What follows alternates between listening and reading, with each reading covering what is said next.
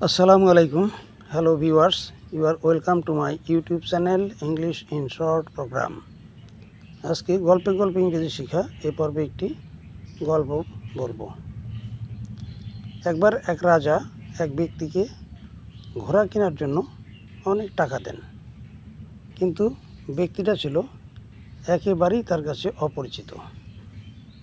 এর কিছুদিন পর রাজা তার মন্ত্রীকে রাজ্যের নির্বোধ লোকের একটা তালিকা প্রস্তুত করতে বললেন। মন্ত্রী তালিকা প্রস্তুত করে রাজার হাতে দিলেন। রাজা তালিকা দেখে প্রথমেই খুব বিস্মিত হলেন এবং রেগে গেলেন। তালিকার শীর্ষে ছিল রাজার নাম।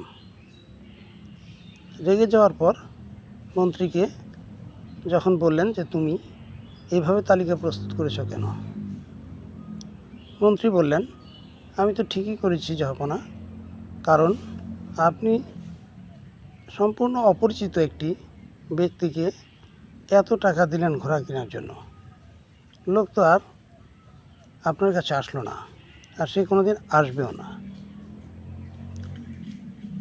রাজা নিরুত্তর রইলেন। সম্পূর্ণ অপরিচিত ইংরেজি হলো ডার্ক হর্স। আজ এ পর্যন্তই। আবার দেখা হবে নতুন ভিডিও নিয়ে। Thank you all. আল্লাহ হাফেজ।